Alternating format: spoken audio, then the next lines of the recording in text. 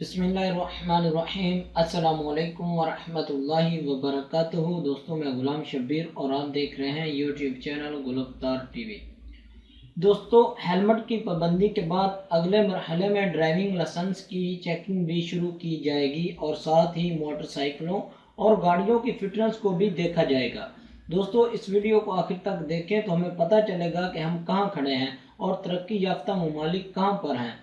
लाहौर में पैदल चलने वाले भी जुर्मानों के लिए तैयार हो जाएं, क्योंकि अगर अब आपने ज़ेब्रा क्रॉसिंग से सड़क पार ना की तो जुर्माना होगा। सेफ सिटी अथॉरिटी के मुताबिक पैदल चलने वाले ज़ेब्रा क्रॉसिंग की बजाय सड़क को पार करने के लिए दरमियान ही से सड़क को क्रॉस करने पर तरजीह देते हैं, जिसके बायस हादसात में इजाफा होता जा रहा है। सेफ सिटी अथॉरिटी ने सिफारिशात तैयार करना शुरू कर दी हैं कि पैदल चलने वाले जो ज़ेब्रा क्रॉसिंग या ओवरहेड ब्रिज की खिलाफ वर्जी करेंगे, इनको वार्डन जुर्माना करेंगे। ई चालान जैसे यानी इलेक्ट्रॉनिक चालान जैसे मंसूबे की कामयाबी के बाद इस मंसूबे पर काम शुरू कर दिया गया है।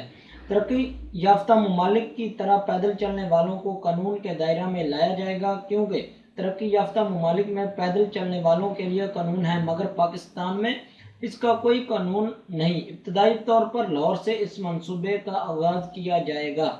हेलमेट की पाबंदी के बाद अगले मरहले में ड्राइविंग लाइसेंस की चेकिंग शुरू की जाएगी और साथ ही मोटरसाइकिल और गाड़ियों की फिटनेस को भी देखा जाएगा, ताकि हर शहरी पुरसुकून जिंदगी गुजार सके। तो दोस्तों, थैंक्स फॉर वॉचिंग। अस्सलाम वालेकुम वरहमतुल्लाहि वबरकातुहू।